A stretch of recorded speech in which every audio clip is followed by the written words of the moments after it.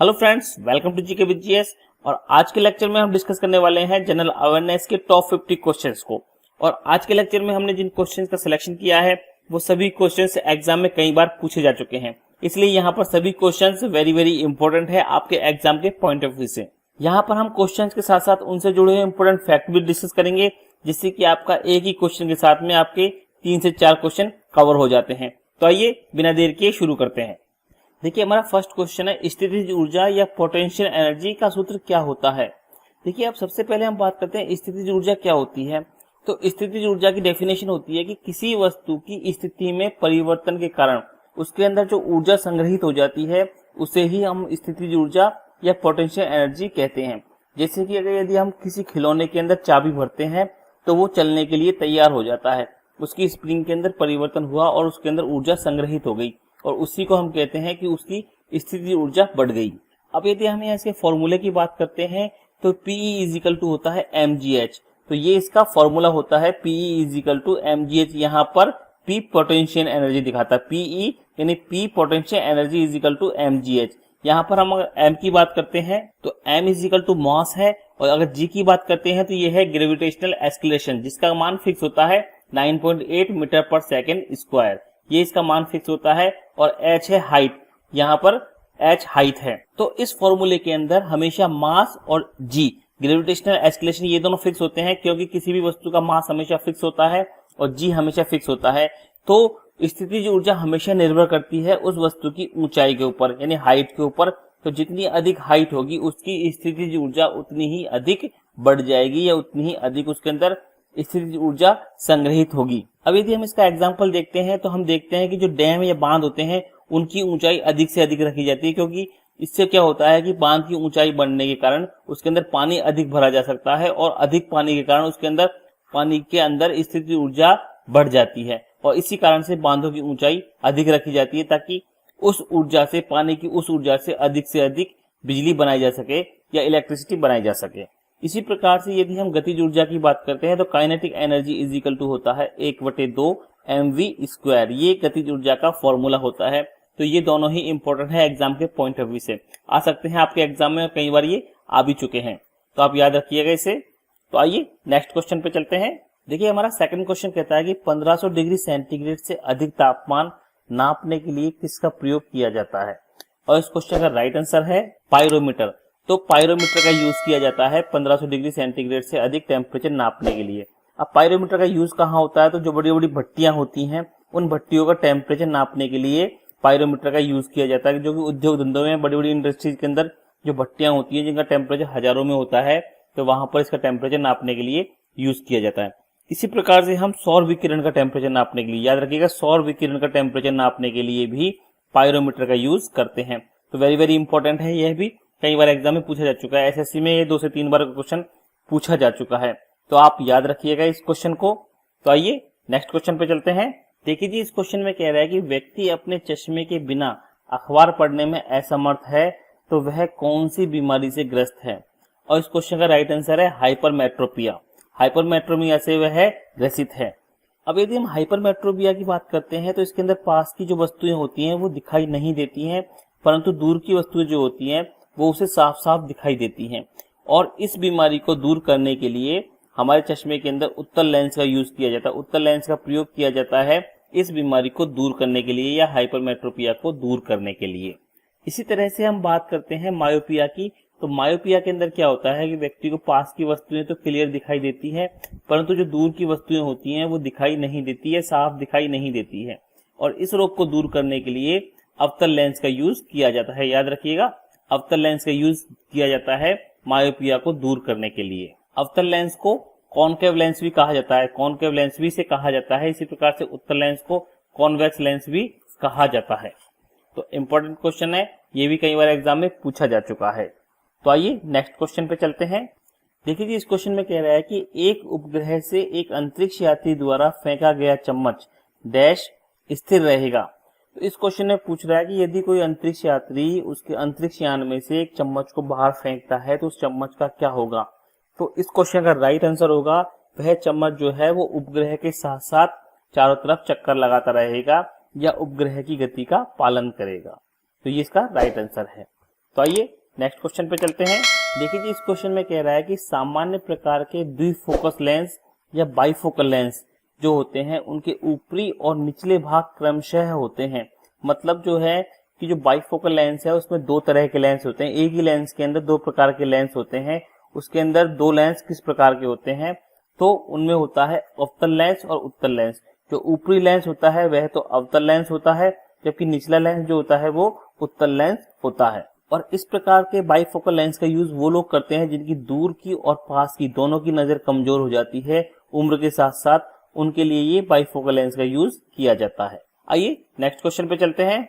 देखिए जी, इस क्वेश्चन में कह रहा है कि निम्न में से किस प्रक्रिया में ऊर्जा का उत्सर्जन होता है। यानी इसमें पूछ रहा है कि कैसी कौन सी रिएक्शन है जिसमें ऊर्जा बाहर निकलती है।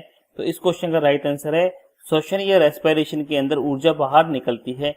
तो श्वसन जो है वो एक ऊष्मा को उत्सर्जित करने वाली अभिक्रिया है या ऊष्मा को निकालने वाली अभिक्रिया है। अब श्वसन की प्रक्रिया कहाँ पर होती है, तो मनुष्य के अंदर जो श्वसन की प्रक्रिया होती है वह कोशिका के अंदर या सेल के अंदर होती है, और इसी कारण से हम इसे कोशिकीय श्वसन कहते हैं। याद रखिएगा, कई बार एग्जाम में पूछा जाता है कोशिकीय श्वसन इसे कहा जाता है।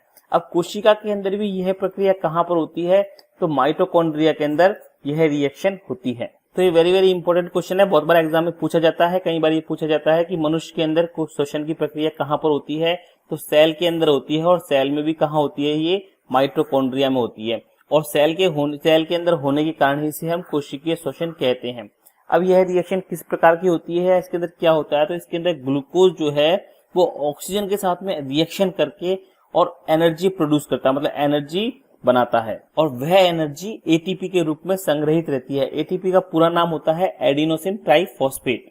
अब यदि मैं इस रिएक्शन को लिखना चाहूं तो देखिए, इस रिएक्शन में ग्लूकोज जो है वो ऑक्सीजन के साथ में रिएक्शन करता है, और इसमें कार्बन डाइऑक्साइड गैस निकलती है, साथ में पानी निकलता है, और साथ में निकलती है ऊर्जा, जो कि एटीपी के रूप में संग्रहित हो जाती है। और एटीपी की फुल फॉर्म बहुत बार एग्जाम में पूछी जाती है, तो ये होती है एडिनोसिन ट्राइफॉस्फेट। इसमें फॉस्फेट के 3 अणु होते हैं, तो याद रखिएगा एटीपी की फुल फॉर्म है एडिनोसिन ट्राइफॉस्फेट। और यदि हम माइटोकॉन्ड्रिया की बात करते हैं तो माइटोकॉन्ड्रिया को पावर हाउस ऑफ सेल भी कहा जाता है, या पावर हाउस ऑफ सेल या कोशिका का शक्ति गृह भी माइटोकॉन्ड्रिया को कहा जाता है। इसी प्रकार से एक क्वेश्चन और बन जाता है कि कोशिका की आत्महत्या की थैली या सुसाइड बैग ऑफ सेल किसे कहा जाता है, तो लाइसोसोम को जो है सुसाइड बैग ऑफ सेल कहा जाता है, लाइसोसोम।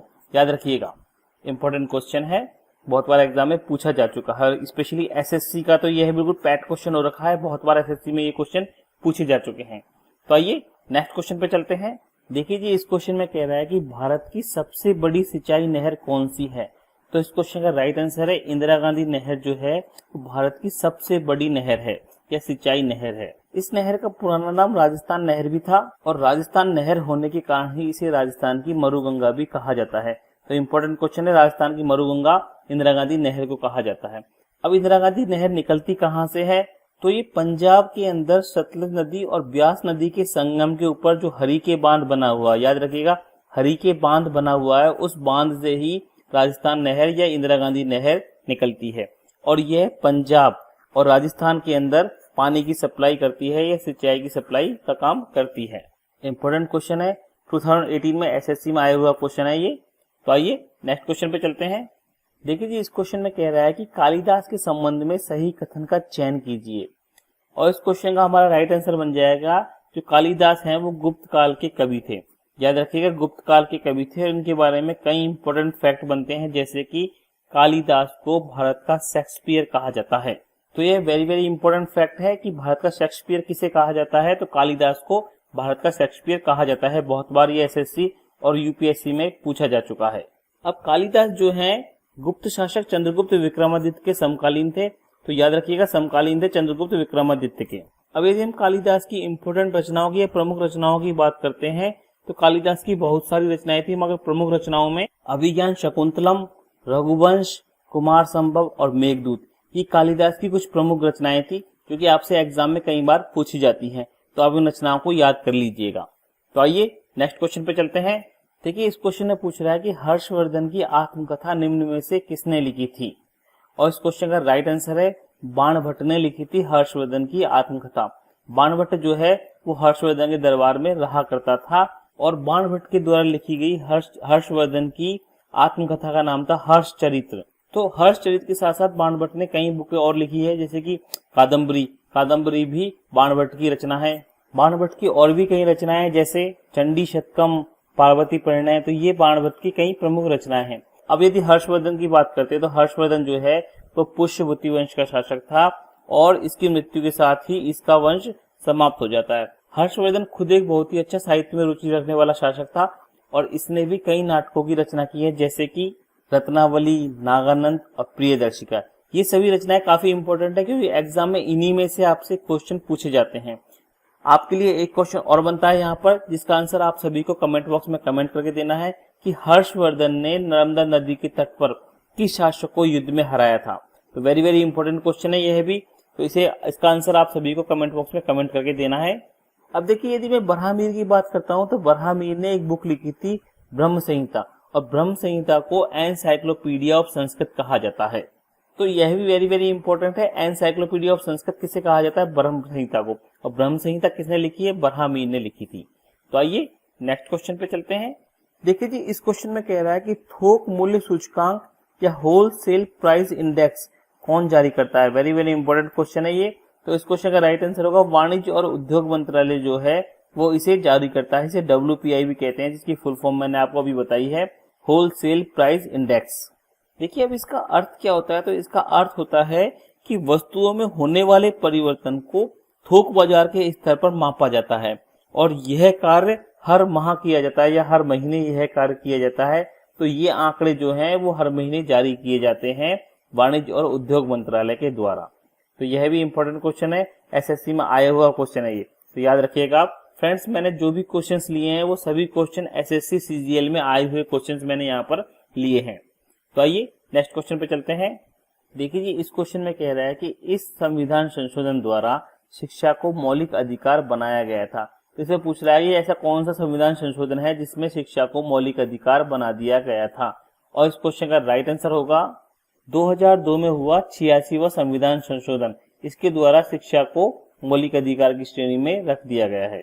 देखिए, इस संशोधन के तहत हमारे संविधान में अनुच्छेद 21 क जोड़ा गया था और इस संशोधन के द्वारा यह सुनिश्चित किया गया था कि 6 से 14 वर्ष के प्रत्येक बच्चे को प्रारंभिक शिक्षा या मूल शिक्षा जो है या प्राथमिक शिक्षा जो है वो निःशुल्क और अनिवार्य रूप से प्राप्त की जाएगी या प्रदान की जाएगी। देखिए जी, इस क्वेश्चन में कह रहा है कि राज्य शब्द का प्रयोग सर्वप्रथम किसने किया था? और इस क्वेश्चन का राइट आंसर है मैकियावेली ने सबसे पहले राज्य शब्द का प्रयोग किया था। बहुत बार एग्जाम में पूछा जाता है। मैकियावेली जो है वो इटली का एक दार्शनिक था। इंपॉर्टेंट क्वेश्चन है, इटली का एक दार्शनिक था और इसके बारे में एक क्वेश्चन पूछा जाता है कि इसकी एक पुस्तक थी, एक रचना थी, उसके बारे में पूछा जाता है, उसका नाम था द प्रिंस। तो द प्रिंस जो है वो मैकियावेली की एक रचना थी और एग्जाम में इसी के बारे में आपसे कई बार क्वेश्चन पूछा जाता है। SSC में पूछा गया क्वेश्चन है ये, याद रखिएगा। SSC CGL में ये क्वेश्चन पूछा जा चुका है। तो स्टूडेंट्स, आज के लेक्चर में बस इतना ही। उम्मीद है आपको ये वीडियो पसंद आया होगा और इन क्वेश्चन से आपको कुछ नया सीखने को मिला होगा। इसी तरह के इंपॉर्टेंट क्वेश्चन के साथ में मिलते हैं अपने इसी वीडियो के नेक्स्ट पार्ट में।